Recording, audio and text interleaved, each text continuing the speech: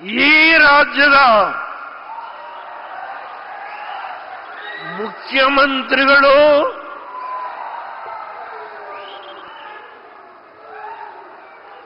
ಚಂಬು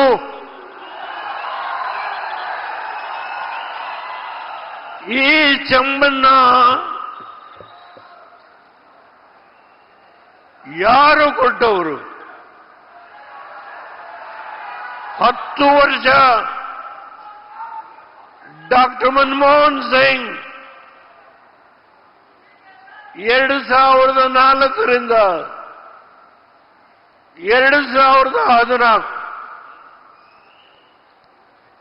ಈ ರಾಷ್ಟ್ರವನ್ನು ಆಳಿ ಸೋನಿಯಾ ಗಾಂಧಿ ಅವರು UPA chairperson, Colgate, 2G spectrum, rail gate, national sports, ಎಷ್ಟು ಭ್ರಷ್ಟಾಚಾರ, ಎಷ್ಟು ಭ್ರಷ್ಟಾಚಾರ!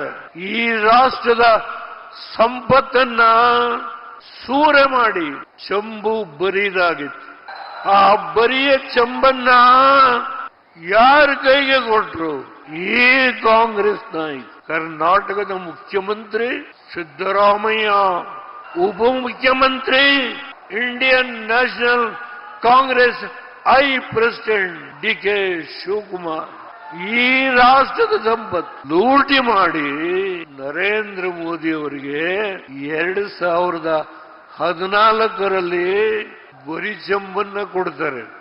ಅದನ್ನ ಇವತ್ತು 10 ವರ್ಷ ಈ ದೇಶವನ್ನ ಆಳಿ ಅದನ್ನ ಅಕ್ಷಯ ಪಾತ್ರೆಯನ್ನಾಗಿ ಮಾಡಿ ಈ ದೇಶದ ಬಡವರು, ಹರಿಜನರು, ಗಿರಿಜನರು, ಹಿಂದುಳಿದ ವರ್ಗದವರು, ಮಧ್ಯ ಸಣ್ಣ ಸಣ್ಣ ಸಮಾಜದವರನ್ನ ಮೇಲೆ ಎತ್ತುವ ಕೆಲಸವನ್ನ ಮಾಡದಂತ ಮಹಾನ್ ಭಾವ ಇಲ್ಲಿ ಕೂತಿದ್ದಾರೆ ನರೇಂದ್ರ ಮೋದಿ. ಅವರ ಬಗ್ಗೆ ಹೇಳುವ ಕ್ಷುಲ್ಲಕ ರಾಜಕಾರಣ ಮುಖ್ಯಮಂತ್ರಿ, ಉಪಮುಖ್ಯಮಂತ್ರಿ, ಇಂಡಿಯನ್ ನ್ಯಾಷನಲ್ ಕಾಂಗ್ರೆಸ್ ಪ್ರೆಸಿಡೆಂಟ್. ಇವತ್ತು ಅಡ್ವರ್ಟೈಸ್ಮೆಂಟ್ ಬರೀ ನಾಚಿಕೆ. ಈ ದೇಶಕ್ಕೆ ಸುಮಾರು 34 ಪ್ರೋಗ್ರಾಮ್ಗಳು ನಾನು ಓದ್ಲಿಕ್ಕೆ ಹೋಗಲ್ಲ, ಎಲ್ಲ ನನ್ನ ಹತ್ರ ಇದೆ. ಬಡವರಿಗೋಸ್ಕರ, ನಿರುದ್ಯೋಗವನ್ನ ಬಗೆಹರಿಸಲಿಕ್ಕೆ ಎಷ್ಟು ಪ್ರೋಗ್ರಾಮ್ಗಳನ್ನ ಮಾಡಿ ಅವರ ಬಗ್ಗೆ ನನಗೆ 91 ಮುಗಿತು, ಇನ್ನೊಂದು 20 ಬ್ಲಡ್ ಬಾಯಿಲಾಗುತ್ತೆ. ನಿನ್ನೆ 2 ಸಭೆ ಕೋಲಾರದಲ್ಲಿ ರಾಹುಲ್ ಗಾಂಧಿ ಅವ್ರ ಭಾಷಣ, ಅವ್ರ ಬಗ್ಗೆ, ಆ ಭಾಷಣದ ಬಗ್ಗೆ ವ್ಯಾಖ್ಯಾನ ಮಾಡಲಿಕ್ಕೆ ಹೋಗೋದಿಲ್ಲ ನಾನು. ಕೋಲಾರದಿಂದ ನಿಂತಿರ್ತಕ್ಕಂಥ ನಮ್ಮ ಅಭ್ಯರ್ಥಿ ಮಲ್ಲೇಶ್ ಬಾಬು ನಿನ್ನೆ ಅವ್ರಿಗೋಸ್ಕರ 2 ಸಭೆಗಳನ್ನ ಮಾಡಿದ್ರು. ಇವತ್ತು 1 ಸಭೆಗೆ ಡಾಕ್ಟರ್ ಸುಧಾಕರ್ ದೊಡ್ಡವರು ಬಂದಿದ್ದಾರೆ.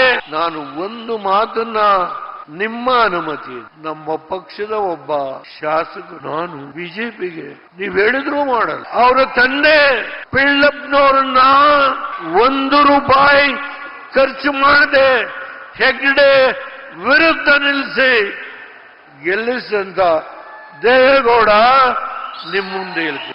ನಾನು ನನ್ನ ಪಕ್ಷದ ಕಾರ್ಯಕರ್ತರು ಪ್ರತಿಯೊಬ್ಬರಲ್ಲೂ ವಿನಂತಿ ಮಾಡ್ತೇನೆ, ನೀವು ನನ್ನ ನಿಜವಾದ ಕಾರ್ಯಕರ್ತರಿದ್ರೆ ನನ್ನ ಆದೇಶ ಡಾಕ್ಟರ್ ಸುಧಾಕರ್ ಅವರಿಗೆ ಈ ದೇಶವನ್ನ ಮುಂದಿನ 5 ವರ್ಷ 400 ಸ್ಥಾನಗಳನ್ನು ಗೆಲ್ಲುವ ಗುರಿಯನ್ನ ಮುಟ್ಟಲಿಕ್ಕೆ ನಾವು 28 ಸ್ಥಾನಗಳನ್ನು ಗೆಲ್ಲಿಸಿ ನಮ್ಮ ಕಾಣಿಕೆ ನಿಮಗೆ ಒಪ್ಪಿಸ್ತೇವೆ.